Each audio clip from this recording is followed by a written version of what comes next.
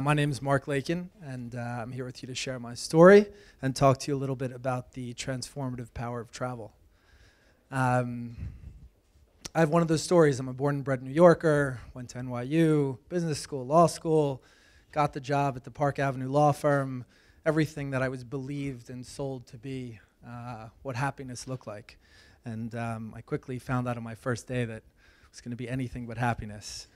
That kind of built in me over many years, and there were always many outlets for it. And I'm sure many people in this room can relate to that, whether it's the retail outlet, the vacation outlet, the outlet in every imaginable way to cope with what the main dish is in your life. For me, my outlet was travel, and I wanted to escape as far away as possible, as often as possible. So if I had a day off, July 4th weekend, I'd run to Iceland and get as far away from my BlackBerry and my desk as I could. And if I had a week off, I'd somehow figure out a way to make it to Rwanda and try to track some gorillas up a volcano. And it was the extreme nature of the escape that was what really made me realize that something was profoundly wrong.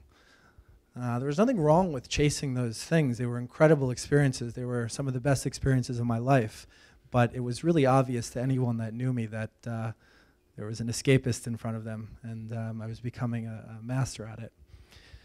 On those trips, I was really careful to make sure that I connected to what was around me.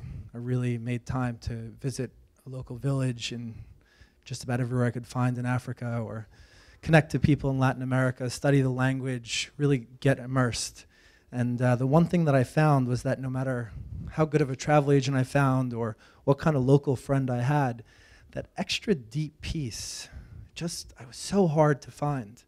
That experience where I could figure out how to, I don't know, just sit down in somebody's home and have a cup of tea, or maybe even get involved with some conservation project that was interesting or remarkable. But I tried and I fought for that stuff.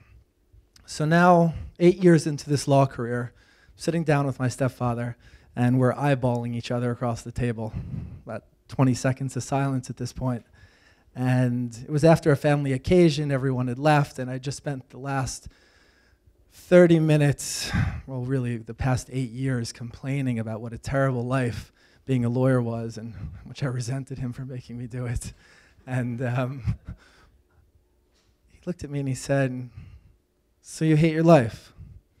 You hate your job?" I was like, "Yeah." Just deadpan looks at me and says, "There's a support group for that. It's called Everybody."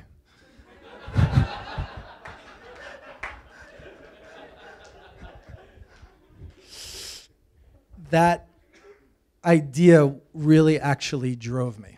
What it made me realize was that in his mindset, providing for his family was what happiness looked like. And bless him, he's an incredible father. But I was raised to have this concept that fulfillment actually mattered, and that I wanted my life to have meaning in that kind of proverbial corny way. So I just quit. I up and quit, and it was a really tough decision. I didn't realize how much of my ego was tied up in what I did, the title I had, the money I made, and all of those kinds of things. And didn't really know what I was going to do, and Manhattan's a terrible place to be in that position. Really quickly, I realized that what I was going to do is what I'd been doing. It was this travel thing. It was this idea that travel had made me see the world and reevaluate the perspective with which I evaluated opportunities in my life. I had met people from all walks of life that they found happiness in places that I was not even looking. They found happiness in a full belly, a beautiful sunset, a hug from a friend, a great family. Things that are all part of the journey that sometimes people don't pause, and I know I wasn't pausing to reflect on.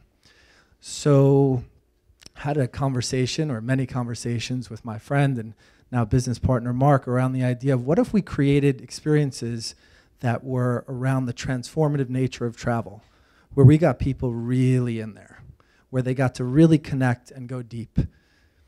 And we started thinking through what those things look like and creating these experiences that were meant to broaden people's perspectives. And it was about inspiring. It was about connecting deep. It was about joining conservationists that were trying to protect endangered species like a rhino, and tranquilizing them and inserting a microchip into their horn and allowing you to connect to an animal in a way that made it more than a statistic. It was about going into a village, and rather than having what so often feels like a human safari where you stare at somebody and they stare at you, how do you create an intimate experience that again allows you to treat each other as humans rather than as statistics? To walk into a village and do a solar light distribution and watch a single child who has never had light before study after the sunset, and allow that to absorb into your body and appreciate what that's going to do for that child. Travel is this incredibly powerful tool. Read a quote recently that I loved, and it said, "Life is a book, and those who don't travel only read one page." And for me, it was certainly true. Now I'm living into the fullness of my dream, which was not only have I found my own happiness, but in creating those happy experiences for other people, allowing them. Not everyone needs to pull the parachute and do something drastic like I did, but your passions are roadmaps for the things in life that fulfill you. And if that thing isn't what you sit in front of every day at your desk, life isn't a dress rehearsal, and this is it. Thank you for letting me share my story.